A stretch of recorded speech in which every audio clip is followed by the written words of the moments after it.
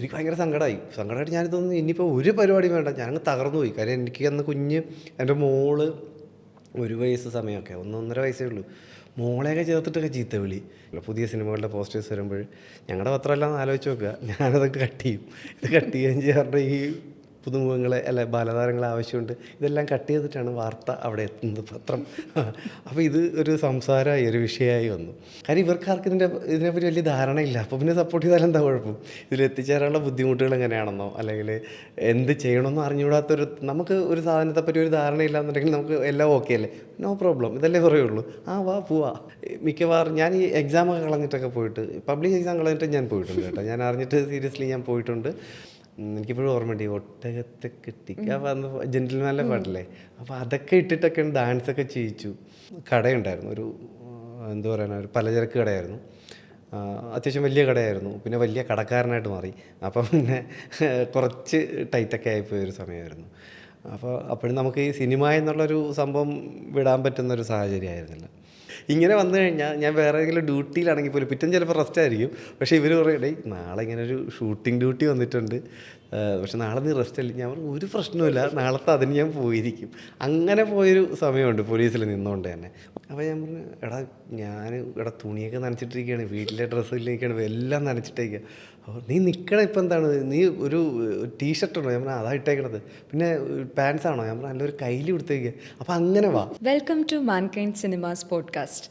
ഇന്ന് നമ്മളുടെ ഗസ്റ്റായിട്ട് വന്നിരിക്കുന്നത് റിയലിസ്റ്റിക് ആൻഡ് നാച്ചുറൽ ആക്ടിംഗ് കൊണ്ട് നമ്മളുടെ എല്ലാവരുടെയും മനസ്സ് കവർന്ന ജിബിൻ ഗോപിനാഥ്. ചേട്ടാ, welcome to the show. Thank you. ചേട്ടനെ കാണുമ്പോൾ തന്നെ എനിക്ക് ഏറ്റവും കൂടുതൽ സന്തോഷം എന്താണെന്ന് വെച്ചാൽ, സ്വന്തം ആഗ്രഹത്തിൻ്റെ പിന്നാലെ അത് എത്ര കഷ്ടപ്പെട്ടിട്ടാണെങ്കിലും അത് അച്ചീവ് ചെയ്യാൻ വേണ്ടിയിട്ടുള്ളൊരു ഫയർ കൊണ്ട് മൂവി ഇൻഡസ്ട്രിയിലേക്ക് കടന്നു വന്ന ഒരാളാണ്. ചേട്ടൻ്റെ ഈ ഒരു ആഗ്രഹം തുടങ്ങുന്നത് എവിടെ വെച്ചാണ്? ഈ ചെറിയ പ്രായത്തിൽ നമ്മുടെ വീട്ടിലന്ന് ടി വി ഒന്നും ഇല്ല. അപ്പോൾ ആ നാട്ടിലെ തന്നെ ആകെ 1-2 വീട്ടിലേ ഉള്ളൂ. അപ്പോൾ വീടിന് ഏറ്റവും അടുത്തുള്ളൊരു ടി വി ഉള്ള വീട്ടിൽ ഒരു സുകുമാരമാവൻ്റെ വീട്. അപ്പോൾ അവിടെ ഈ ശനി ഞായർ ദിവസങ്ങളിലൊക്കെ ഈ പുരാണ സീരിയലുകളൊക്കെ കാണാൻ പോകുന്നൊരു പതിവുണ്ടായിരുന്നു. അപ്പോൾ ശനി ഞായർ, അപ്പോൾ എനിക്ക് തോന്നുന്നു സിനിമകളുള്ളത് ഈ ശനിയാഴ്ചയോ ഞായറാഴ്ചയൊക്കെയാണ്. മലയാള സിനിമകൾ വൈകുന്നേരങ്ങളിലുണ്ടാവും. അപ്പം അങ്ങനെ കാണാൻ പോയി തുടങ്ങിയിട്ടുള്ളതാണ് കുഞ്ഞിലെ. ഈ പറഞ്ഞ പോലെ ഈ പായൊക്കെ കൊണ്ടാണ് പോകുന്നത് എന്ന് പറഞ്ഞാൽ വളരെ ലേറ്റ് നൈറ്റാണ് തിരിച്ചു വരുന്നതൊക്കെ. അപ്പം ഇടയ്ക്ക് ഉറക്കം വന്നു കഴിഞ്ഞാൽ അവിടെ തന്നെ കിടന്നുറങ്ങി, അങ്ങനെയൊക്കെയുള്ളൊരു ജീവിതമായിരുന്നു. അപ്പോൾ നമ്മൾ അങ്ങനെയാണ് ടി വി കണ്ട് സിനിമ കണ്ട് തുടങ്ങുന്നത്. കോലിയക്കോട് എന്നാണ് എൻ്റെ നാട്, കോലിയക്കോടാണ്. അപ്പോൾ വളരെ ഒരു ഗ്രാമമാണ്. അപ്പം അങ്ങനെ ഭയങ്കര ഒരു പോഷായിട്ടുള്ള അങ്ങനെ സംഭവങ്ങളൊന്നും ആ സമയത്തില്ല. അപ്പോൾ ഇങ്ങനെ കണ്ട് അതിനോടൊരു വല്ലാത്തൊരു അഫെക്ഷൻ അതാണ് സംഭവിച്ചത്. അപ്പം അങ്ങനെ പോയി. ഇപ്പോൾ ഇതെങ്ങനെയാണ്, ഭയങ്കര അതിശയമാണല്ലോ. നമ്മൾ ഒരു പരിചയവും ആ നാട്ടിലൊന്നും ആരുമില്ല, ഇതുമായിട്ട് ബന്ധപ്പെട്ട ആരുമില്ല. അപ്പോൾ ഇത് കണ്ട് നമുക്ക് ഒരു ആഗ്രഹം തോന്നി, ഇതെങ്ങനെയാണ്, ഇതെന്താ സംഭവം, ഒരു കൊതി എന്ന് പറയുന്ന സാധനം ഉണ്ടല്ലോ. ആ ഒരു കൊതിയുടെ പുറത്താണ് ഇതിൻ്റെ ആദ്യമായിട്ടുള്ളൊരു പുറകിലെ ഒരു പോക്ക് തുടങ്ങിയത്. അങ്ങനെയാണ് ഒരു സ്റ്റാർട്ടിങ് എന്ന് പറയുന്നത്, ഒരു ആഗ്രഹം തുടങ്ങുന്നത് അവിടെയാണ്. ആക്ടിങ്ങിലായിരുന്നോ അതോ ആ ഒരു ഇമാജിനേഷൻ അല്ലെങ്കിൽ ആ ഒരു ക്രിയേറ്റിവിറ്റി അതിലേക്കായിരുന്നു ആദ്യമേ തോന്നിയിട്ടുണ്ടായിരുന്നത്? ആക്ടിങ് നമുക്കൊരു അത്ഭുതമല്ലേ, സിനിമ എന്ന് പറയുന്നത് അന്നും അത്ഭുതമാണ്. കാര്യം ഒരു പരിചയമില്ലാത്തൊരു ഏരിയ നമ്മൾ കണ്ട് എല്ലാവരും സന്തോഷിക്കുന്നു. അത് കണ്ടിട്ട് ഭയങ്കര അവരുടെ ഒരു ഫീലിങ്സ് എല്ലാം നമുക്ക് കിട്ടുന്നു. അതൊക്കെ ഭയങ്കര എനിക്ക് അത് ഭയങ്കര അത്ഭുതമായിരുന്നു. അപ്പോൾ അതിൻ്റെ പുറകിൽ ഇതെന്താണിത്, നമുക്കൊരു ഈ പതിയെ നമ്മളിലേക്ക് എത്തിച്ചേരുക എന്നൊരു സംഭവം ഉണ്ടല്ലോ. അപ്പോൾ ഇതെങ്ങനെ ചെയ്യണമെന്നോ, ഇത് എങ്ങനെയാണ് സിനിമയിലേക്ക് അല്ലെങ്കിൽ ഒരു ടി വിയിലെ പ്രോഗ്രാമിലേക്ക് നമുക്ക് എത്തിച്ചേരണമെന്നോ ഒന്നും അറിയില്ല. അപ്പോൾ ഈ ആകെ അന്നത്തെ നമുക്ക് കിട്ടുന്ന ഒരു സംഭവം എന്ന് പറയുന്നത്, ഈ ബാലതാരങ്ങളെ ആവശ്യമുണ്ട് സിനിമയിലേക്ക് എന്നൊക്കെയുള്ളൊരു പരിപാടി ഉണ്ടല്ലോ. അപ്പോൾ അങ്ങനെ അതൊരു രസകരമായ സംഭവമുണ്ട്. അത് പറഞ്ഞുതരാം. നമ്മുടെ വീട്ടിലന്ന് പത്രമില്ല. തൊട്ടപ്പുറത്തെ വീട്ടിൽ 2 പത്രം വരും. അപ്പോൾ വരുമ്പോഴത്തേക്കും ആദ്യം ഞങ്ങളുടെ വീട്ടിലാണ് കൊണ്ട് പത്രം ഇടുന്നത്. അപ്പോൾ ഞാനിതെല്ലാം നോക്കിയിട്ട് ആദ്യം നോക്കുന്നത് ഇന്നത്തെ സിനിമയാണ്. നമ്മൾ അന്നത്തെ ഏകദേശമുള്ള തിയേറ്ററുകളിലും പേര് അത് ഏതൊക്കെ സിനിമ, വെറുതെ കാണാനൊന്നുമല്ല, പക്ഷേ വായിക്കുമ്പോൾ ഒരു സുഖം. പിന്നെ ഞായറാഴ്ചകളിൽ സിനിമയെ പറ്റിയുള്ള വാർത്തകൾ ഇത് വായിക്കുക എന്നൊക്കെയാണ്. അപ്പോൾ നല്ല നല്ല പോസ്റ്റേഴ്സൊക്കെ വരുമ്പോഴുണ്ടല്ലോ, പുതിയ സിനിമകളുടെ പോസ്റ്റേഴ്സ് വരുമ്പോൾ ഞങ്ങളുടെ പത്രമെല്ലാം ആലോചിച്ച് നോക്കുക, ഞാനതൊക്കെ കട്ട് ചെയ്യും. ഇത് കട്ട് ചെയ്യുകയും ചെയ്യാറുണ്ട്. ഈ പുതുമുഖങ്ങളെ അല്ല ബാലതാരങ്ങളെ ആവശ്യമുണ്ട്, ഇതെല്ലാം കട്ട് ചെയ്തിട്ടാണ് വാർത്ത അവിടെ എത്തുന്നത്, പത്രം. അപ്പോൾ ഇത് ഒരു സംസാരമായി, ഒരു വിഷയമായി വന്നു. അപ്പോൾ അത് അങ്ങനെ പത്രക്കാരനോട് അവർ പറഞ്ഞു, ഇനി ഞങ്ങളുടെ വീട്ടിൽ അവർ അന്ന് ചെറിയ വഴിയാണ്, നമ്മുടെ വീട് റോഡിനോട് അടുത്തായിരുന്നു, തൊട്ട് പുറകിലത്തെ വീട്ടിലായിരുന്നു പത്രം അവരുടെയാണ്. അപ്പോൾ നമ്മുടെ ഒരു റിലേറ്റീവ് ആട്ടോ, വളരെ അടുത്ത റിലേറ്റീവ്സാണ്. പക്ഷെ എന്നാലും സ്വാഭാവികമായിട്ട് അവർക്ക് ദേഷ്യം വരില്ലേ, ഒരു വാർത്ത വായിക്കാനായിട്ട് രാവിലെ എടുക്കുമ്പോഴത്തേക്ക് ഇങ്ങനെ തുള വീണ പത്രം കണ്ടു കഴിഞ്ഞാലുള്ള അവസ്ഥ അറിയാമല്ലോ. അപ്പോൾ അങ്ങനെ അന്ന് കുറച്ച് സംസാരമൊക്കെ ആയിട്ടുണ്ട്. എന്നാലും നമ്മൾ കിട്ടുന്ന വഴിക്കൊക്കെ ഇതെല്ലാം കട്ട് ചെയ്ത് എടുത്തിട്ടുണ്ട് പിന്നെയും. പക്ഷേ അങ്ങനെയാണ് നമ്മൾ ഈ ഒരു ആഗ്രഹത്തിൻ്റെ പുറത്താണ് ഈ കണ്ട അന്നാണ് ആദ്യമായിട്ട് ഈ ഓഡിഷനൊക്കെ പോയി തുടങ്ങുന്നത്. ബാലതാരങ്ങളുടെ ആവശ്യമുണ്ട് നമുക്ക് മനസ്സിലായി, ഇപ്പം ഇങ്ങനെയൊക്കെ ആയിരിക്കും സിനിമ എന്ന് പറഞ്ഞാൽ, എത്തിച്ചേരാനുള്ള മാർഗ്ഗം ഇത് മാത്രമായിരിക്കും എന്നുള്ളൊരു ധാരണയിൽ അന്ന് അങ്ങനെയാണ് തുടങ്ങുന്നത്. അപ്പോൾ വീട്ടിൽ സപ്പോർട്ടായിരുന്നോ? ഇപ്പോൾ അല്ല, എനിക്ക് ഒരിക്കലും ഒരു കാര്യത്തിനും സപ്പോർട്ടില്ലായ്മ ഒരു കാര്യത്തിലും വീട്ടിലുണ്ടായിട്ടില്ല കേട്ടോ. അതിപ്പോൾ അച്ഛനായാലും അമ്മയായാലും എൻ്റെ കൂടെ ഉണ്ടായിരുന്ന എല്ലാവരും, കാര്യം ഇവർക്കാർക്കും ഇതിനെപ്പറ്റി വലിയ ധാരണയില്ല. അപ്പോൾ പിന്നെ സപ്പോർട്ട് ചെയ്താലും എന്താ കുഴപ്പം? ഇതിലെത്തിച്ചേരാനുള്ള ബുദ്ധിമുട്ടുകൾ എങ്ങനെയാണെന്നോ അല്ലെങ്കിൽ എന്ത് ചെയ്യണമെന്നോ അറിഞ്ഞുകൂടാത്തൊരു, നമുക്ക് ഒരു സാധനത്തെപ്പറ്റി ഒരു ധാരണയില്ല എന്നുണ്ടെങ്കിൽ നമുക്ക് എല്ലാം ഓക്കെ അല്ലേ, നോ പ്രോബ്ലം, ഇതല്ലേ പറയുള്ളൂ, വാ പോവാ, ഓഡിഷനെങ്കിൽ ഓഡിഷൻ, അങ്ങനെ കൊണ്ട് നടന്നിട്ടുണ്ട് അച്ഛൻ. അങ്ങനെയായിരുന്നു. പിന്നെ വീട്ടിൽ അമ്മയായാലും ഈ പറഞ്ഞ പോലെ എല്ലാം ഭയങ്കര സപ്പോർട്ടായിരുന്നു. ആദ്യത്തെ ഓഡിഷൻ ഓർമ്മയുണ്ടോ? ഉണ്ട്, തീർച്ചയായിട്ടും. ആദ്യമായിട്ട് ഈ പറഞ്ഞതുപോലെ പത്രത്തിൽ കണ്ട് വെട്ടിയെടുത്തൊരു സാധനത്തിൽ തന്നെയാണ് ഞാനൊരു ഓഡിഷന് പോകുന്നത്. എനിക്ക് 7-ാമത്തെ 8-ാമത്തെ വയസ്സിലാണ്, 3-ലോ 4-ലോ പഠിക്കുമ്പോൾ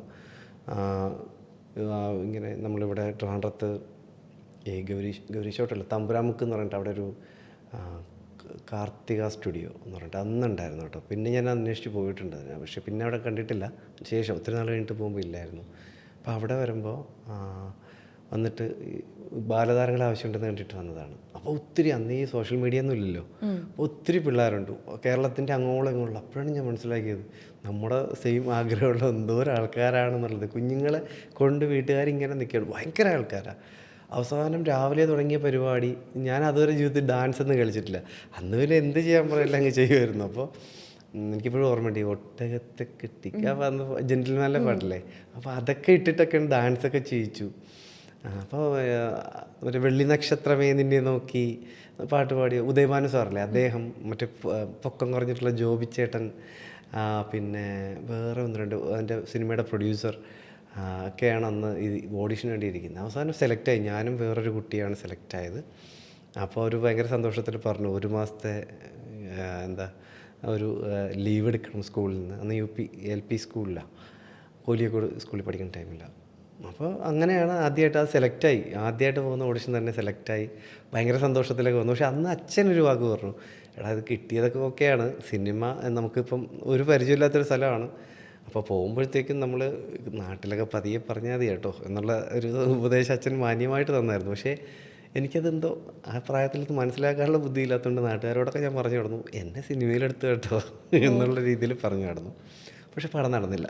അതാണ് ആദ്യത്തെ ഓഡിഷനിൽ പോയി കിട്ടിയെങ്കിലും പടം നടക്കാതെ തന്നെ നാട്ടിൽ ഞാനൊരു നടനായി മാറി. അതാണ് സത്യം.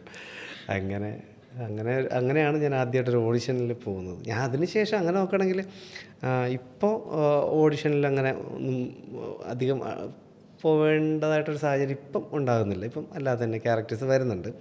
ഞാൻ ഒരു 200 അടുപ്പിച്ചെങ്കിലും 100-ന് പുറത്ത് എന്തായാലും ഓഡിഷൻസ് ഞാൻ പോയിട്ടുണ്ട്. കേരളത്തിൽ അങ്ങോളം ഇങ്ങോളം, കേരളത്തിൽ തമിഴ്നാട്ടിലൊക്കെ പോയിട്ടുണ്ട്. ഈ ഓഡീഷൻസിനൊക്കെ പോകുമ്പോൾ ഒരു പ്രോപ്പർ ഗൈഡൻസ് കിട്ടിയിട്ടുണ്ടോ? അതായത് ഇനി ഈ ഒരു വഴിയിൽ പോയി കഴിഞ്ഞാൽ ചിലപ്പോൾ മൂവിയിലോട്ട് കയറാൻ പറ്റും എന്നൊക്കെയുള്ള ഒരു ക്ലിയർ ഗൈഡൻസ് ആരെങ്കിലും തന്നിട്ടുണ്ടോ? ഇല്ല. എന്തിനു തരണം? ഈ ഓഡിഷൻ അറിയുന്നു, പോകുന്നു. നമ്മളൊന്നും പ്രിപ്പയർ ആയിട്ടല്ലല്ലോ പോകുന്നത്. മിക്കവാറുള്ള ഓഡിഷൻസ് എന്ന് പറഞ്ഞാൽ ഇപ്പോൾ അവിടെ ചെല്ലുന്നു, ചിലപ്പോൾ വളരെ അധികം ആൾക്കാരൊക്കെ ഉണ്ടെന്നുണ്ടെങ്കിൽ ഒരു സിംഗിളായിട്ട് ചെയ്യിക്കുന്നതിന് പകരം നമുക്ക് ഒരു പരിചയമില്ലാത്ത ഒരു 3-4 പേരൊക്കെ നിൽക്കും. ഒരു സീൻ പോലൊരു സംഭവം പറഞ്ഞു തരും, നിങ്ങൾ 4 പേരും കൂടെ ചെയ്യണമെന്ന് പറയും. ഇത് ആരൊക്കെ എന്ത് ചെയ്യുന്നതെന്ന് നമുക്കൊരു ധാരണ ഉണ്ടാവില്ല. അപ്പോൾ അങ്ങനെ ഒരു കൂട്ടായിട്ടുള്ളൊരു സാധനം തരുമ്പോഴത്തേക്കും നമുക്കൊരിക്കലും പെർഫോം ചെയ്യുക എന്നുള്ള സാധനത്തിലേക്ക് ചിലപ്പോൾ എത്തിപ്പെടാൻ പറ്റിയെന്ന് വരത്തില്ല. ഞാൻ പലപ്പോഴും കണ്ടിട്ടുള്ളതുമാണ്. അതിന് ശേഷവും പലരും ഇങ്ങനെ പെട്ടുപോകും. കാര്യം ആരുടെയും തെറ്റല്ല, ഇത്രയും ആൾക്കാരെ ഇത് വന്നിട്ട് അവർ ഉൾക്കൊള്ളിക്കാതെ അവർക്കും വിടാൻ പറ്റില്ലല്ലോ. അപ്പോൾ അങ്ങനെ പെട്ടെന്ന് അതിൽ നിന്ന് ആരെങ്കിലും കിട്ടും എന്നുള്ള ധാരണയിലാണ് അവർ ചെയ്യിക്കുന്നത്. പക്ഷേ നമുക്കിപ്പോൾ ഒരിക്കലും ഒരു ഒരു ഒരു കോമ്പിനേഷൻ ചെയ്യുമ്പോൾ അങ്ങോട്ടും ഇങ്ങോട്ടും ഒരു വൈബില്ല എന്നുണ്ടെങ്കിൽ, അല്ലെങ്കിൽ നമുക്കൊരു അങ്ങനൊരു ഇത് കിട്ടിയില്ല എന്നുണ്ടെങ്കിൽ ഒരിക്കലും നമുക്ക് അത് വർക്ക് ആവത്തില്ല. ഇപ്പോൾ അല്ലാതെ സിംഗിളായിട്ട് ചിലപ്പോൾ ഒരു സാധനം തന്നിട്ട് നമുക്കിപ്പം ആ കഥയിൽ എന്താണ് ആ ക്യാരക്ടർ, അല്ലെങ്കിൽ തരുന്ന സിറ്റുവേഷൻ എന്താണ്, അതിന് മുമ്പ് എന്താണ്, അതിന് ശേഷം എന്താണെന്ന് പറഞ്ഞു കഴിഞ്ഞാൽ ചിലപ്പോൾ ഡയറക്ടറും നമ്മളും ചിന്തിക്കുന്നത് ക്യാരക്ടറിനെ പറ്റി ഒരുപോലെ ആയിരിക്കും. അപ്പോൾ നമുക്ക് ഈസിയാണ്. ചിലപ്പോൾ നമുക്കിങ്ങനെ ചെയ്യുമ്പോഴത്തേക്ക് ഒരിക്കലും നമ്മളെടുക്കുന്ന പോലെ ആയിരിക്കില്ല അവരുദ്ദേശിക്കുന്നത്. അപ്പോൾ അങ്ങനെ അങ്ങനെ പ്രത്യേകിച്ച് ആദ്യ കാലഘട്ടങ്ങളിൽ ഒരു ധാരണയില്ല. വെറുതെ പോവുക, ഇന്നൊരു ഓഡിഷൻ ഉണ്ട്, മറ്റേ എന്നും ഇറങ്ങി അങ്ങ് പോവുകയാണ്. ചെല്ലുമ്പോൾ പിന്നെ അങ്ങനെ കുറേ കൂട്ടുകാരെ കിട്ടി കേട്ടോ. സ്ഥിരം ഇതാണല്ലോ ഈ ഓഡിഷൻ, ഈ തൊഴിലാളികളായിട്ട് മാറിയപ്പോഴത്തേക്കും കിട്ടിയ കുറേ കമ്പനികളൊക്കെ ഉണ്ട്. പലരും ഇപ്പോൾ സിനിമയിലുണ്ട്, ഈ പലരും സ്ട്രഗിൾ ചെയ്യുന്നുണ്ട്. ഇപ്പോഴും നമ്മളെല്ലാവരും സ്ട്രഗിളിങ് തന്നെയാണ്. പീരീഡ് ഇപ്പോഴും അത് തന്നെയാണ്, ഇല്ലയെന്നല്ല. പക്ഷേ ഇത്ര പോലും ചെയ്ത് എത്താൻ പറ്റാത്ത കുറവുണ്ട്. പക്ഷേ അപ്പം മാക്സിമം നമ്മൾ ഈ പറഞ്ഞ പോലെ നമുക്ക് പരിചയമുള്ള ഓഡിഷനും കാര്യങ്ങളൊക്കെ വരുമ്പം നമ്മൾ പുഷ് ചെയ്യാൻ ശ്രമിക്കാറുണ്ട് അങ്ങനെയുള്ളവരെ. കാരണം എനിക്കറിയാം അങ്ങനെ വരുന്നവരുടെ ഒരു മാനസികാവസ്ഥ നമുക്ക് മനസ്സിലാവും. എല്ലാം കളഞ്ഞിട്ട് നിൽക്കണവരായിരിക്കും, പ്രത്യേകിച്ച് ജോലിയോ കാര്യമൊന്നുമില്ല. അപ്പോൾ ഓഡിഷനിലൂടെ വന്ന ഒത്തിരി പേരുണ്ട് കേട്ടോ സിനിമയിൽ. ഇപ്പം നന്നായിട്ട് സിനിമകൾ ചെയ്തു പോകുന്ന ഒത്തിരി പേര് നമുക്കറിയാം. അങ്ങനെ തന്നെ ഒരു ടീമുണ്ട്. പലരെയും ഭയങ്കരമായിട്ട് നമുക്ക് കൂട്ടുകാരായിട്ടുള്ള ഈ ഓഡിഷൻ വഴി ഈ പോയി കണ്ട് കൂട്ടായ ഒത്തിരി പേരൊക്കെ ഉണ്ട്. ചേട്ടനിപ്പോൾ സിനിമയുടെ പുറകെ പോകുമ്പോൾ സ്റ്റഡീസും കരിയറും അതിൽ എന്തെങ്കിലും ബുദ്ധിമുട്ടുകൾ ഉണ്ടായിട്ടുണ്ടോ? ഇല്ല, കാര്യം ഞാൻ വേറെ ഒന്നിലും ഫോക്കസ് ചെയ്തിട്ടില്ല. പിന്നെ എന്ത് ബുദ്ധിമുട്ടുണ്ടാവാൻ. നമ്മൾ സിനിമയെന്ന് പറഞ്ഞ് കിടക്കുമ്പോൾ നമ്മൾ പഠിക്കണമല്ലോ, ശരി പഠിക്കാം എന്ന് പറഞ്ഞൊരു വഴിക്ക് പോകുന്നു. ഞാൻ പഠിച്ചത് ഇവിടെ ഡിഗ്രിയൊക്കെ പഠിച്ചത് MG കോളേജിലാണ്, ട്രിവാൻഡ്രം. നമ്മൾ ലാലട്ടൻ പഠിച്ച അതേ കോളേജിലാണ്. അങ്ങനെ ഒരു പഠിക്കാനൊരു ഭാഗ്യം ഉണ്ടായിട്ടുണ്ട്. അപ്പം അത് ഭയങ്കര രസകരമായി. കോളേജ് ജീവിതവും ഭയങ്കര രസകരമായിരുന്നു.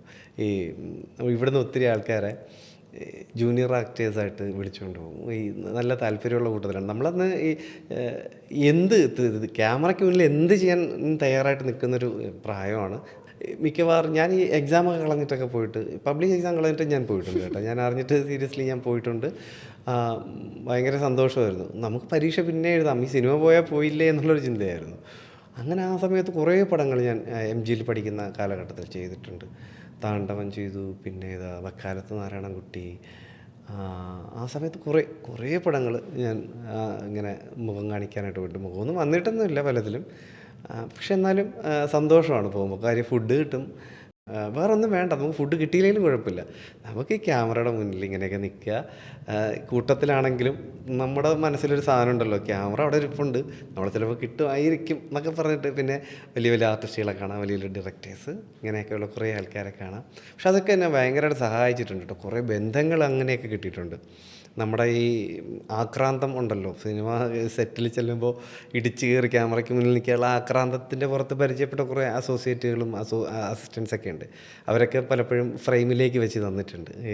നീ ഇവിടെ നിന്നോ, കാര്യം നമ്മുടെ ഒരു ഇത് കാണുമ്പോഴേ ഇവൻ എന്ത് പ്രശ്നമാണെന്ന് പറഞ്ഞിട്ട് വിചാരിച്ചിട്ടൊക്കെ ആയിരിക്കാം. അല്ലെങ്കിൽ ചിലപ്പോൾ നമ്മുടെ ആ ഒരു ആഗ്രഹം കണ്ടിട്ടായിരിക്കാം സഹായിച്ചിട്ടുണ്ട് ആ സമയത്തൊക്കെ.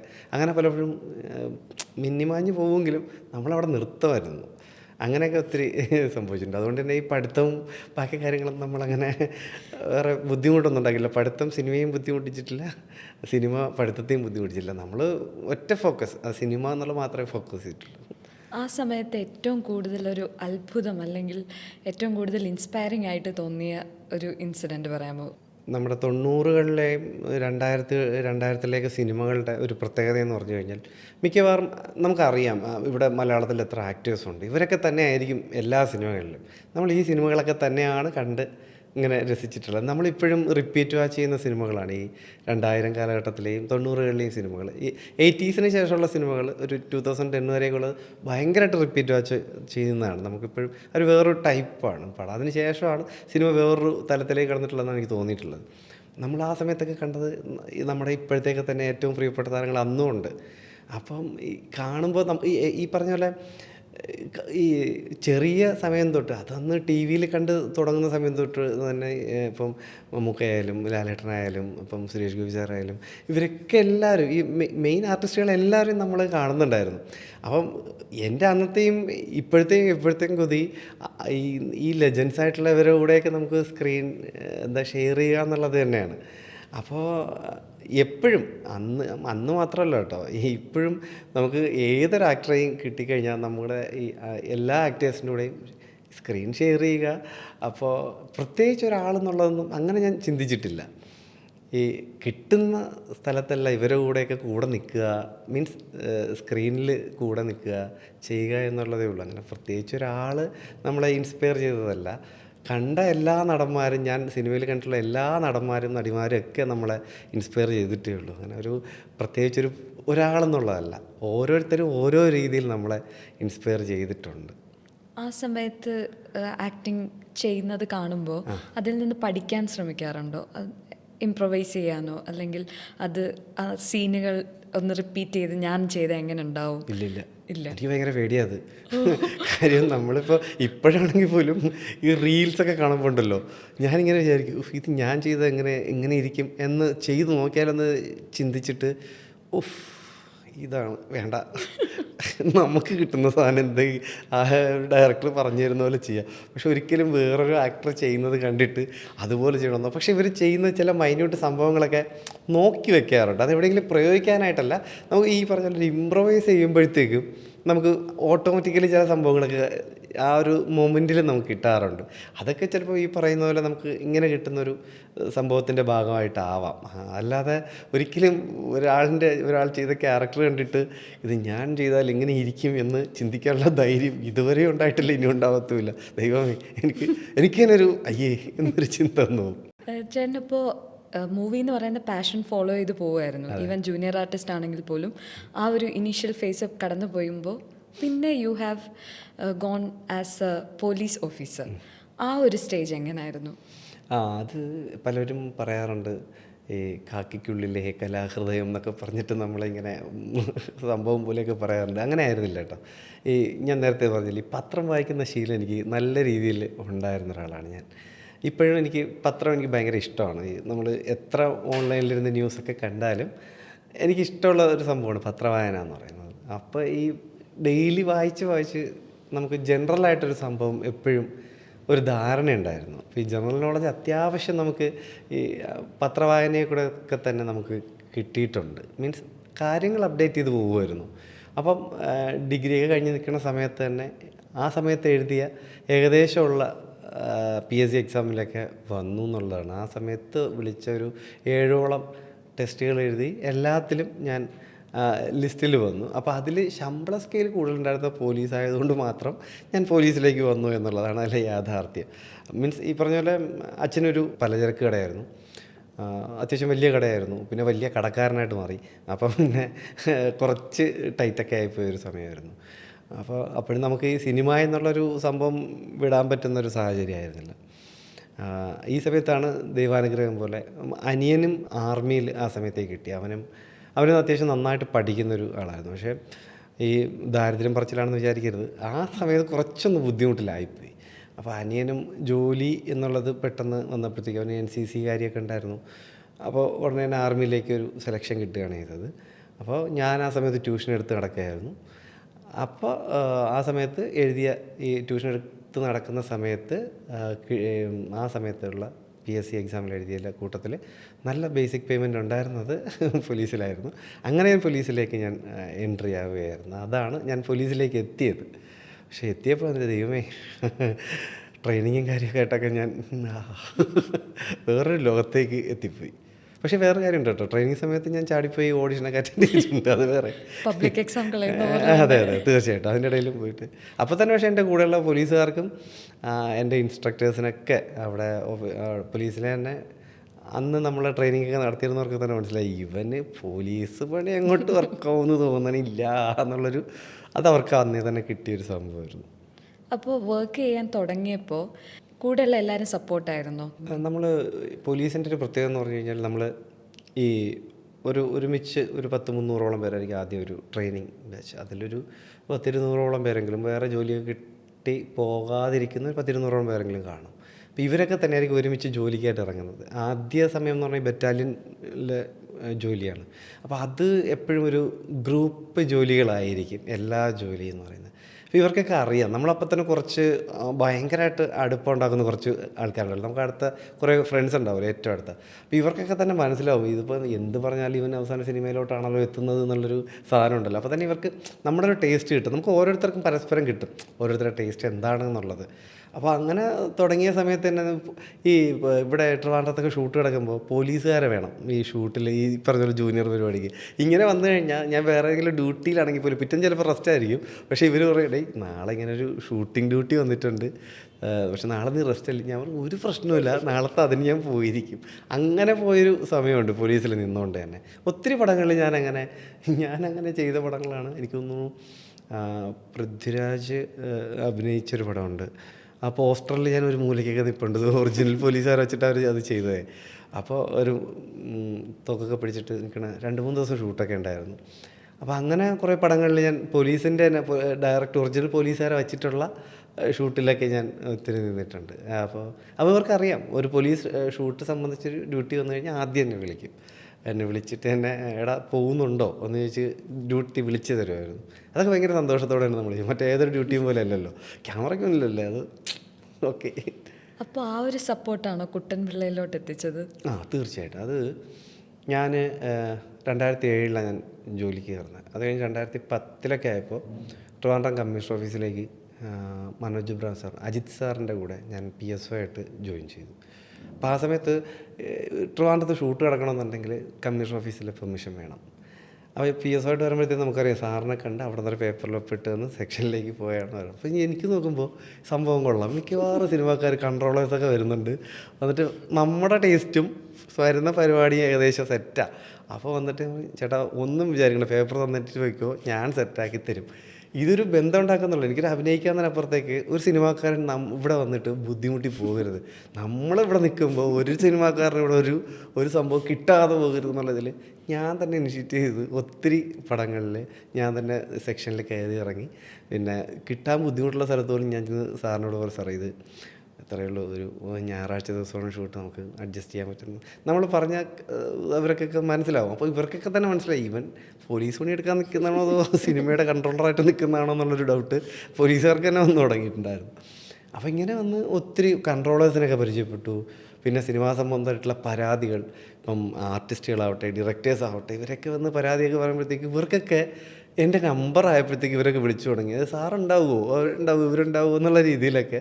അപ്പോൾ ഒരു ബന്ധം ഈ കമ്മീഷൻ ഓഫീസിൽ വന്നപ്പോൾ ഉണ്ടായി. അപ്പോൾ അത് കഴിഞ്ഞ് മനോജ് ഇബ്രാഹിം സാർ വന്നു പിന്നെ കമ്മീഷണറായിട്ട്. അപ്പോൾ സാറ് വന്നപ്പോഴത്തേക്കും സാറിനോട് ഞാൻ പറഞ്ഞു സാർ ഇങ്ങനെ 1-2 പടങ്ങളിലേക്കൊക്കെ ഇങ്ങനെ ചെറിയ ചെറിയ പരിപാടികൾ കിട്ടി തുടങ്ങി. അപ്പോൾ സാർ ഒരു പെർമിഷൻ പേപ്പർ വെക്കണം. അപ്പോൾ സാറ് അതിൻ്റേതായിട്ടുള്ള ബാക്കി പരിപാടികളൊക്കെ ചെയ്തു തന്നു. പിന്നെ ഗവൺമെൻറ് പെർമിഷൻ വാങ്ങി. അവിടെ നിന്ന് പിന്നെ അങ്ങോട്ടേക്ക് ഭയങ്കരമായിട്ട് തന്നെ സപ്പോർട്ട് ചെയ്തിട്ടുണ്ട്. കാര്യം ഡ്യൂട്ടിയൊക്കെ അഡ്ജസ്റ്റ് ചെയ്ത് തന്ന് പലപ്പോഴും എനിക്ക് ഇപ്പം 3 ദിവസം ഞാൻ ഡ്യൂട്ടി ചെയ്താൽ കണ്ടിന്യൂസ് 3 ദിവസം ഡ്യൂട്ടി ചെയ്തിട്ട് ചിലപ്പോൾ 3 ദിവസം അങ്ങനെയൊക്കെ ഭയങ്കരമായിട്ട് എൻ്റെ കൂടെയുള്ള കൂട്ടുകാരൊക്കെ ഭയങ്കരമായിട്ട് സപ്പോർട്ട് ചെയ്തിട്ടുണ്ട്. അപ്പോൾ അതിൻ്റെ പുറത്ത് എനിക്ക് അന്ന് ആ സമയത്ത് കുറേ സിനിമകൾ ചെയ്യാൻ പറ്റിയിട്ടുണ്ട്. ഇവിടെ നിന്ന സമയത്താണ് കുറേ സിനിമാക്കാരുമായിട്ടും ബന്ധമായിട്ടുണ്ട്. സിനിമയുടെ ആവശ്യത്തിന് വേണ്ടി ചിലർ പറയും സാറേ അടുത്ത സാധനം നല്ലൊരു വേഷം തരാൻ കേട്ടോ, ഞാൻ പറഞ്ഞു വെച്ചിട്ടുണ്ട്. എനിക്കിപ്പോൾ വേഷം കിട്ടുക എന്നുള്ളതല്ല എൻ്റെ വിഷയം. ഇവിടെ ഒരു സിനിമാക്കാരൻ വന്നിട്ട് അവരുടെ പരിപാടി നടക്കാതെ പോരും എന്നുള്ള ഭയങ്കരമായിട്ടൊരു എനിക്കൊരു വിഷമം വരുന്നു അത് നടക്കാതെ പോയാൽ എന്നുള്ളത്. അപ്പം അങ്ങനെ കുറേ സിനിമാക്കാരെ കിട്ടി, കുറേ നല്ല ബന്ധങ്ങൾ കിട്ടി അവിടെ നിൽക്കുമ്പോൾ. രാജീവ് ചേട്ടനായിട്ടൊക്കെ ഭയങ്കര അടുപ്പം. TK രാജീവ് കുമാർ സാറ്, സന്തോഷ് ഏച്ചിക്കാർ, ഇങ്ങനെ കുറേ ആൾക്കാർ. കാര്യം ആ സമയത്താണ് ഇവിടെ മറ്റേ സ്റ്റീവ് ലോപ്പസ് എന്ന് പറഞ്ഞ സിനിമയൊക്കെ നടക്കുന്നത്. അപ്പോൾ ഞാൻ ഫുൾ കൂടെ നിന്ന് ചെയ്തൊരു പടമൊക്കെയാണ്. എനിക്ക് ഭയങ്കര സന്തോഷമുള്ളതാണ്. അങ്ങനെ കുറേ സിനിമാക്കാരായിട്ട് വളരെ നല്ല അടുപ്പം കിട്ടിയത് എനിക്ക് ഡിപ്പാർട്ട്മെൻറ്റിൽ ആ സമയത്താണ്. ഈ കമ്മീഷണർ ഓഫീസിൽ ഞാൻ PSO ആയിട്ട് നിൽക്കുന്ന സമയത്തായിരുന്നു. അപ്പോൾ ഭയങ്കരമായിട്ട് ഈ പറഞ്ഞില്ല, അതിന് ശേഷവും അവിടെ നിന്ന് മാറിയതിന് ശേഷവും ഈ ബന്ധങ്ങൾ എന്നെ വളരെ സഹായിച്ചിട്ടുണ്ട്. നമ്മൾ ഈ ചെറിയ ചെറിയ സംഭവങ്ങളൊക്കെ ഇവർ തരുമ്പോൾ ചെയ്യുന്നത് അത്യാവശ്യം വൃത്തിയായിട്ടാണല്ലോ, വലിയ കുഴപ്പമില്ലല്ലോ. പോലീസുകാരനാണെങ്കിലും നമ്മുടെ സ്ട്രഗിളിങ് കാര്യമൊന്നും ഇവർക്കറിയില്ലല്ലോ. ഒരു പോലീസുകാരനാണ്, അവനെന്തെങ്കിലും കൊടുത്തു കഴിഞ്ഞാൽ അവൻ ചെയ്യും എന്നുള്ള രീതിയിലത്തേക്കൊരു സംസാരം വന്നപ്പോൾ ഒരു സംഭവം ഉണ്ടെങ്കിൽ പെട്ടെന്ന് വിളിക്കാൻ തുടങ്ങി.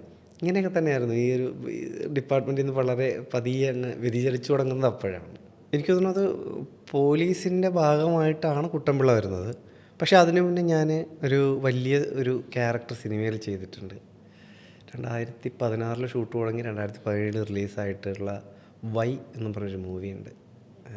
സുനിൽ ഇബ്രാഹിം എന്ന് പറയുന്നത് അദ്ദേഹമാണ് എന്നെ ഒക്കെ മെയിൻ ക്യാരക്ടർ വെച്ചിട്ടുള്ളൊരു ആ ഒരു ധൈര്യം ആദ്യമായിട്ട് കാണിച്ചത്, ഒരു വലിയ വേഷം. പുള്ളി ഞാൻ പരിചയപ്പെട്ടതൊരു ഈ പറഞ്ഞ പോലെ കേട്ടോ, പോലീസിൽ ഈ പറയുന്ന കമ്മീഷണർ ഓഫീസിൽ പുള്ളി ഒരു പെർമിഷൻ വാങ്ങാൻ വേണ്ടി വന്നതാണ്, ഒരു ആഡിൻ്റെ. അപ്പം പുള്ളി എനിക്ക് പരിചയമില്ല. ഞാൻ ചോദിച്ചു, ചേട്ടാ ആഡൊക്കെ ചെയ്ത് നടന്നാൽ മതിയോ, നമുക്കൊരു സിനിമയൊക്കെ എടുക്കണ്ടേ? അവർ ജൂനെ നമുക്ക് ചെയ്യാം, നിങ്ങൾ കൊള്ളാമല്ലോ, നിങ്ങൾക്ക് ഈ സിനിമയൊക്കെയാണോ വലിയ താല്പര്യം? സത്യത്തിൽ എനിക്കതാണ് താല്പര്യം എന്ന് പറഞ്ഞു. അതിനുശേഷം പുള്ളി ചാപ്റ്റേഴ്സ്, അരികിലൊരാൾ, എനിക്ക് തോന്നുന്നു നിവിനെ വെച്ചിട്ടൊക്കെയുള്ള പടങ്ങളാണ് ഇതൊക്കെ ചെയ്തിട്ട് നിൽക്കുകയാണ്. അതിനുശേഷം അത് കഴിഞ്ഞ് വൈ എന്ന് പറയുന്നൊരു സിനിമ, അത് ട്രിവാൻഡ്രത്തിൻ്റെ ഒരു പരിസരത്തായിട്ട് നടക്കുന്ന, സിറ്റിക്കകത്ത് നടക്കുന്ന ഒരു നൈറ്റിൽ നടക്കുന്നൊരു സംഭവമാണ്. ഒരു നല്ല രസകരമായൊരു സിനിമയായിരുന്നു. അപ്പോൾ എന്നോട് പറഞ്ഞു, ഞാനൊരു ഓഡിഷൻ കോൾ ഇട്ടിട്ടുണ്ട്, അപ്പോൾ ഒന്ന് നോക്കട്ടെ, അത് നോക്കൂ, നല്ലൊരു പരിപാടി ഉണ്ടെങ്കിൽ നന്നായിട്ട് ചെയ്താൽ നമുക്ക് പടം ചെയ്യാം കേട്ടോ എന്നൊക്കെ പറഞ്ഞു. അപ്പോൾ ഞാൻ ചെയ്തു. ഒരു 3 റൗണ്ട് ഓഡിഷനൊക്കെ കഴിഞ്ഞിട്ട് സെലക്ട് ആവുകയാണ്. അപ്പോൾ അതിൽ നല്ലൊരു വേഷം കിട്ടി. അപ്പോൾ ഞാൻ പറഞ്ഞ പോലെ എനിക്ക് സിനിമയിൽ എനിക്ക് ഏറ്റവും നമുക്ക് എന്താ പറയുക, എനിക്കൊരു അദ്ദേഹത്തെ ഞാൻ കാണുന്നത് എന്താ പറയുക, എനിക്കങ്ങ് പറയാൻ പറ്റില്ല. കാര്യം ആദ്യമായിട്ട് എനിക്കൊരു വലിയ വേഷം തന്ന് എനിക്ക് അഭിനയിക്കാൻ പറ്റും എന്ന് വിശ്വസിച്ച ഒരു ഡയറക്ടറാണ്. അപ്പം അദ്ദേഹത്തെ നമ്മളെന്താ പറയുക, അറിയില്ല, നമ്മുടെ ഉള്ളിലൊക്കെ കൊണ്ടു നടക്കുന്നൊരു വ്യക്തിയാണ്. നമ്മളോടൊപ്പം എന്തിനും എനിക്കിപ്പോഴും ഒരു അവസരം കിട്ടിയാൽ ഞാൻ ആദ്യമായിട്ട് വിളിച്ച് പറയുന്നത്, അത് നടന്നാലും നടന്നില്ലെങ്കിലും, സുലേട്ടാ ഇങ്ങനെ എന്നെ വിളിച്ചിട്ടുണ്ട് കേട്ടോ, ജുനെ പോയി നന്നായിട്ട് ചെയ്തിട്ട് വേണം എന്ന് പറഞ്ഞ് എന്നോട് സംസാരിക്കുന്നൊരു വ്യക്തിയാണ് പുള്ളി. എനിക്ക് എപ്പോഴും ഇന്നലെയും വിളിച്ചിരുന്നു, എന്ത് കാര്യം ഉണ്ടെങ്കിലും വിളിക്കുക, പോലീസിങ് ആയിട്ടുള്ള ആണെങ്കിലും അല്ലെങ്കിലും കാര്യങ്ങളെല്ലാം പരസ്പരം സംസാരിക്കുന്ന ഒരാളാണ്. അപ്പോൾ അങ്ങനെ ഒരു പടം ചെയ്തിട്ടുണ്ട് എന്നുള്ളത് സിനിമാക്കാർക്ക് പോലീസിലുള്ളവർക്കൊക്കെ അറിയാം. അപ്പോൾ ഇത് കഴിഞ്ഞ് 2017 ആ സംഭവം നടക്കുന്നു. അത് കഴിഞ്ഞാണ് അറിയാമല്ലോ, നമ്മുടെ എല്ലാ ഭാഗത്തെയും ബാധിച്ചൊരു സംഭവമായിരുന്നു കോവിഡിൻ്റെ പരിപാടി വന്നതോടെ ഭയങ്കരമായിട്ട് പ്രശ്നങ്ങളായി. ആകെ പുറത്തിറങ്ങി നടക്കാൻ പറ്റുന്നത് പോലീസുകാർക്ക് മാത്രമാണ്, ബാക്കി എല്ലാവരും വീട്ടിനകത്തായി. അപ്പോൾ ആ സമയത്ത് ആൾക്കാർക്ക് ഒരു പണിയില്ല, തിയേറ്ററിലെ സിനിമയിലോ ഒന്നുമില്ല, എല്ലാം പഴയത് ഇങ്ങനെ കണ്ട് റിപ്പീറ്റ് അടിച്ച ആൾക്കാർ ഇങ്ങനെ ഇരിക്കുകയാണ്. പുതിയത് എന്ത് കിട്ടിയാലും ആൾക്കാർ ചെയ്തിരിക്കും, അതാണ് അപ്പോഴത്തെ ഒരു അവസ്ഥ. ആ സമയത്ത് എന്ത് ചെയ്യണമെന്ന് പറഞ്ഞോളൂ, ആൾക്കാരോട് എല്ലാവരും പറയുന്നുണ്ട്, ഇപ്പം പേടി വേണ്ട, ജാഗ്രത മതി എന്നൊക്കെയാണല്ലോ സംഭവം, അതാണല്ലോ അതിൻ്റെ ഒരു മോട്ടോ. അപ്പോൾ എന്ത് ചെയ്യണമെന്ന് അറിയാതെ നിൽക്കുമ്പോഴാണ് പോലീസിൻ്റെ ഒരു കൈകൊട്ടിക്കളി ഒരു വീഡിയോ ഭയങ്കരമായിട്ട് ഹിറ്റായ സമയം. അത് സ്റ്റേറ്റ് മീഡിയ സെൻറ്റർ പോലീസിൻ്റെ ചെയ്തതാണ്. അപ്പം ആ സമയത്ത് നമ്മുടെ മനോജ് ബ്രാ സാർ ഇവിടെ ഒരു സോഷ്യൽ മീഡിയ സെൽ ഉണ്ടാക്കിയിട്ടുണ്ടായിരുന്നു ട്രിവാൻഡ്രം PHQയിൽ. അപ്പോൾ നല്ലൊരു പരിപാടി, അതിനകത്തൂടെ അറിയാമായിരിക്കും പോലീസ് മാമൻ എന്നുള്ള വിളി വരുന്നത് അവിടെയാണ്. ഈ ട്രോൾ വിട്ടിട്ട് ഇഷ്ടംപോലെ ട്രോൾ ഭയങ്കര സപ്പോർട്ടായിട്ട് നിന്നൊരു സംഭവമാണത്. അപ്പോൾ മനോജ് ബ്രാ സാർ കേട്ടോ, അത് തുടങ്ങി വെച്ച സാറാണ്. അപ്പം അവിടെ ഒരു അരുൺ BT, ഒരു സന്തോഷ്, പിന്നെ വിമൽ, അങ്ങനെ കുറച്ച് പോലീസുകാർ ഉണ്ട്. അപ്പോൾ ഇവരൊക്കെ ഭയങ്കര കമ്പനിയാണ്, എൻ്റെ നല്ല കൂട്ടുകാരാണ്. അപ്പോൾ ഇവരൊക്കെ സിനിമയായിട്ടൊക്കെ ഭയങ്കര താല്പര്യമുള്ള ആൾക്കാരൊക്കെയാണ്. അപ്പോൾ ഈ സമയത്താണ് പോലീസിൻ്റെ സ്റ്റേറ്റ് മീഡിയ സെല്ലിൻ്റെ ഒരു വീഡിയോ ഹിറ്റായി. അപ്പോൾ സാർ പറഞ്ഞു, നമുക്ക് ഈ പറഞ്ഞ പോലെ വീഡിയോ അവയർനെസ് നല്ലതായിരിക്കും, ആൾക്കാരിലേക്ക് നന്നായിട്ട് എത്തുന്നുണ്ട്, ആൾക്കാർ വേറൊന്നും കാണാൻ പറ്റുന്നില്ല, അല്ലെങ്കിൽ ആൾക്കാരെ നമുക്ക് അറിയിക്കാൻ പറ്റിയൊരു മാധ്യമമാണ് ഈ സോഷ്യൽ മീഡിയ എന്ന് പറയുന്നത്. ആണല്ലോ, അതങ്ങനെയാണല്ലോ, എന്ത് സാധനം പെട്ടെന്ന് കിട്ടുന്ന അവിടെയാണ്. അപ്പം ഒരു ദിവസം ഞാനിങ്ങനെ ലീവൊക്കെ എടുത്തിട്ട് നിൽക്കുക കേട്ടോ, വീട്ടിൽ എന്തോ കാര്യമായിട്ട് 3-4 ദിവസമായിട്ട് പോകുന്നില്ല. ഈ അരുൺ എന്നെ വിളിച്ചിട്ട് പറഞ്ഞു, അളിയാ നീ എവിടെ ഉണ്ട്? ഞാൻ പറഞ്ഞു വീട്ടിലുണ്ട്. എന്ത് പരിപാടി? ഞാൻ പറഞ്ഞു ഒന്നുമില്ല, ലീവ് എടുത്ത് വീട്ടിൽ നിൽക്കുകയാണ്, ഒട്ടും സുഖമില്ല എന്നൊക്കെ പറഞ്ഞു. ഒന്നുമില്ല, ഒരു കുഴപ്പമില്ലായിരുന്നു, ഞാൻ വെറുതെ നിൽക്കണം. അപ്പോൾ നീ പെട്ടെന്ന് ടാഗോറിലോട്ട് നമുക്ക് ചെറിയൊരു പരിപാടി ചെയ്യാമെന്ന് പറഞ്ഞു. അപ്പം നമുക്ക് ഇറങ്ങി നടക്കാൻ വലിയ ബുദ്ധിമുട്ടൊന്നുമില്ല, പോലീസുകാരാണെന്നുള്ളൊരു ലേബലുള്ളത് കൊണ്ട് അങ്ങനെയൊക്കെ പോവാം. കൂടെ ചെക്ക് ചെയ്യാനൊക്കെ നമുക്കറിയാവുന്ന പോലീസുകാരൊക്കെ തന്നെയാണ്. അപ്പോൾ ഞാൻ പറഞ്ഞു, തുണിയൊക്കെ നനച്ചിട്ടിരിക്കുകയാണ്, വീട്ടിലെ ഡ്രസ്സിലിരിക്കുകയാണ്, എല്ലാം നനച്ചിട്ടേക്കുക. അപ്പോൾ നീ നിൽക്കണം, ഇപ്പം എന്താണ്, നീ ഒരു ടീഷർട്ടുണ്ടോ? ഞാൻ പറഞ്ഞു അതാ ഇട്ടേക്കണത്. പിന്നെ പാൻസാണോ? ഞാൻ പറഞ്ഞു നല്ലൊരു കയ്യിൽ കൊടുത്തേക്കുക. അപ്പോൾ അങ്ങനെ അങ്ങോട്ട് വന്നു എന്ന് പറഞ്ഞിട്ടാണ് ഒരു ചെറിയൊരു ത്രെഡ് ഉണ്ട്, നമുക്ക് ചെയ്യാമെന്ന് പറഞ്ഞ് നേരെ ടാഗോർ തിയേറ്ററിലേക്ക് ചെല്ലുന്നു. പെട്ടെന്ന് ഏകദേശം കാര്യം നമ്മൾ അപ്പം തന്നെ കുറച്ച് സാധനങ്ങളൊക്കെ ആഡ് ചെയ്യുന്നു. അവൻ ഭയങ്കര ഒരു ക്രിയേറ്റീവ് ഭയങ്കര മൈൻഡുള്ള ഒരുത്തനാണ് ഈ അരുൺ എന്ന് പറയുന്നത്. സ്വന്തമായിട്ട് പടം ചെയ്യാനുള്ളൊരു പരിപാടിയിലൊക്കെയാണ് അവനിപ്പോൾ. അപ്പോൾ പെട്ടെന്ന് ഞങ്ങളത് ചെയ്യുകയാണ്. ഈ സാധനം ആണെന്ന് എനിക്ക് തോന്നുന്നു കണ്ടിട്ടുണ്ടാവും, ഈ കൊറോണ വൈറസ് ഇങ്ങനെ ഉരുണ്ട് പോകുന്നതും ഒരുത്തർ ഇങ്ങനെ എന്നൊക്കെ പറഞ്ഞിട്ട് ഇങ്ങനെ നിന്നിട്ട് അതന്നെ ലൂസിഫറിലെ ബാക്ക് ഡ്രോപ്പ് സോങ്ങൊക്കെ ഇട്ടിട്ട് ഒരു അടിപൊളി പരിപാടിയായിരുന്നു. ഭയങ്കര റീച്ചായി. ഇത് റീച്ചായെന്ന് പറഞ്ഞാൽ വേറെ ലെവൽ റീച്ചായിരുന്നു.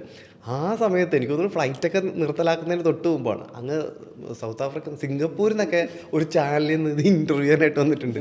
അമ്മാതിരി ഹിറ്റ്. ഇത് ഭയങ്കര ആൾക്കാർക്ക് ഭയങ്കര രസകരമായിട്ട് തോന്നി.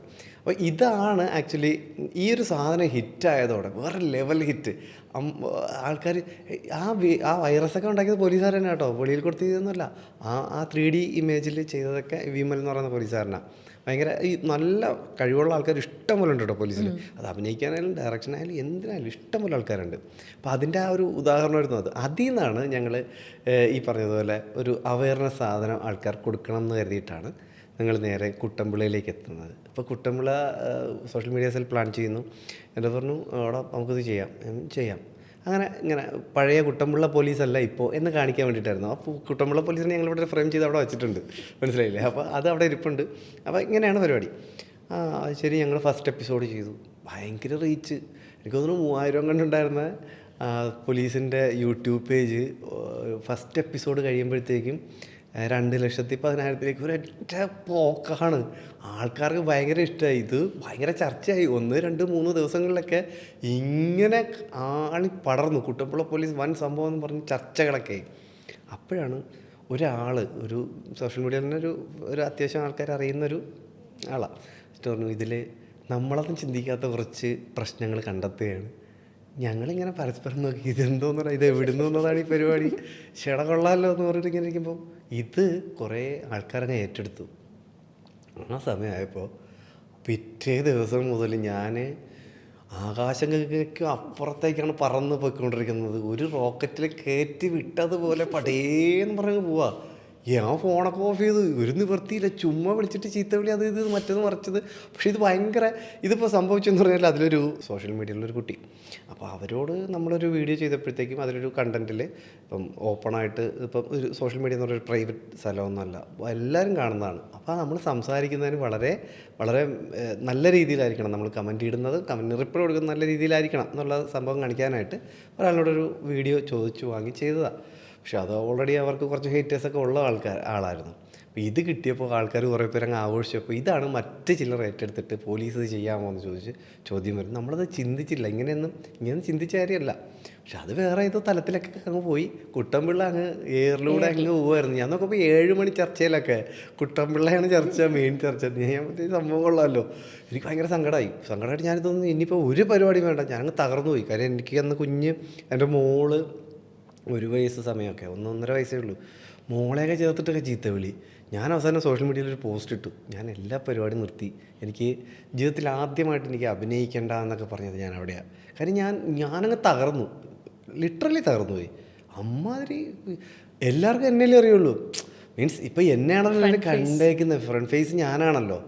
അപ്പോൾ ഇത് നമ്മളാരും പർപ്പസ്ഫുള്ളി ആരെയും വേദനിപ്പിക്കാൻ വേണ്ടി ചെയ്യുന്ന സാധനമായിരുന്നില്ല. ഒരു റോസ്റ്റിംഗ് പരിപാടിയായിരുന്നു ഇത് ഫസ്റ്റ് എപ്പിസോഡ് എന്ന് പറയുന്നത്. അത് അങ്ങനെ അങ്ങ് പോയി. പിന്നെ ആയപ്പോഴത്തേക്കും ഇതിന് വലിയ ചർച്ചയൊക്കെ ആയപ്പോഴാണ് എന്നോട് ആസിഫ് അലിയാണ് ഇങ്ങനെ നമ്മളൊരു സൈറ്റിൽ നിങ്ങൾക്ക് ഇതിനെപ്പറ്റി പറഞ്ഞപ്പോഴാണ് പറയുന്നത്, ജിബിനെ ഈ പബ്ലിസിറ്റിക്ക് പോസിറ്റീവൊന്നും നെഗറ്റീവൊന്നുമില്ല, കിട്ടുമ്പോൾ നമുക്ക് എപ്പോഴും കിട്ടുന്ന സാധനമൊന്നുമല്ല, ഇത് നമ്മളങ്ങ് റീച്ച് മാക്സിമം കിട്ടുക എന്നുള്ള വലിയൊരു കാര്യമാണ്. ഞാൻ ആലോചിച്ചപ്പോൾ ശരിയാണല്ലോ ഈ പരിപാടി. നമ്മളിപ്പോൾ ഒരു 10 ലക്ഷം രൂപ ഒരു ചാനലിൽ കൊണ്ട് കൊടുത്തിട്ട് എന്നെപ്പറ്റി 10 വാർത്ത, നല്ല വാർത്തകളൊക്കെ ചെയ്യണം എന്നൊക്കെ പറഞ്ഞു കഴിഞ്ഞാൽ അതൊക്കെ അവർ ചെയ്യുന്നതിന് ലിമിറ്റില്ലേ. ഇത് നമ്മൾ ഫ്രീ ആയിട്ടല്ലേ, ഇവരങ്ങ് നമ്മളങ്ങ് ഫേമസ് ആക്കാണല്ലോ. ഓരോ യൂട്യൂബ് ചാനലുകാർ വന്നിട്ട് വെളിയിലൊക്കെ ഇരുന്നിട്ടേ ഇൻ്റർനാഷണൽ യൂട്യൂബേഴ്സൊക്കെ വന്നിരുന്നിട്ട് എൻ്റെ ഈ വീഡിയോയിൽ ഏതൊരു ഫ്രെയിമിൽ ഞാൻ ഇങ്ങനെയാണ് ഇരിക്കുന്നത്, അവൻ്റെ മുഖം കണ്ടാൽ അറിഞ്ഞൂടെ അവൻ എന്ത് ഫ്രോഡാണെന്ന്, അവൻ പോലീസുകാരാണ് അത്ര എന്നൊക്കെ പറഞ്ഞിട്ട് ആ വീഡിയോക്ക് ഇപ്പോഴും കിടപ്പുണ്ട്. ഞാൻ എടുത്തിട്ട് കാണാറുണ്ട്. ഇതാണ് സംഭവിച്ചതെന്ന് എനിക്ക് മനസ്സിലായില്ല. കാര്യം മിസ്റ്റേക്ക് ഉണ്ടായിരിക്കാം കേട്ടോ. ഇങ്ങനെ ചിന്തിക്കുമ്പോൾ ചിലപ്പോൾ നമ്മൾ പിന്നീട് ചിലപ്പോൾ അത് ചിലപ്പോൾ അങ്ങനെ ആയിരിക്കും അല്ലേ എന്നൊക്കെ കരുതി ഞങ്ങൾ ചിന്തിച്ചിട്ടുണ്ട്. അപ്പം ഞാൻ എന്നിട്ട് പബ്ലിക്കായിട്ട് പറഞ്ഞു, അങ്ങനെ ഒരു തോന്നലുണ്ടായിട്ടുണ്ടെങ്കിൽ അല്ലെങ്കിൽ ആ ഒരു മിസ്റ്റേക്ക് വന്നിട്ടുണ്ട് എന്നുണ്ടെങ്കിൽ ഞാൻ ആത്മാർത്ഥമായിട്ട് ഞാൻ സോറി പറയുന്നു എന്നൊക്കെ പറഞ്ഞു. അത് ചെയ്യണമല്ലോ, നമ്മളത് തെറ്റാണ് എന്ന് ഞാൻ റിയലൈസ് ചെയ്ത് ഞാനത് ഓക്കെ, ഞാനങ്ങ് സമ്മതിക്കുകയാണ്, ഇല്ല എന്നല്ല. പക്ഷേ വല്ലാത്ത ജനപ്രീതി എനിക്കിത് ഉണ്ടാക്കി തന്നെ കേട്ടോ. സീരിയസ്ലി അമ്മമാര് റീച്ച് കിട്ടി എനിക്ക് നല്ല. പക്ഷേ എനിക്ക് തോന്നുന്നു ഒരു 6ാമത്തെ ദിവസമൊക്കെ ആയപ്പോഴത്തേക്ക് വേറെന്തോ വലിയ വിഷയം വന്നിട്ട് ഇതങ്ങ് പോയി. എനിക്ക് സങ്കടമായിരുന്നേ. സീരിയസ്ലി അങ്ങ് സങ്കടമായി പോയി.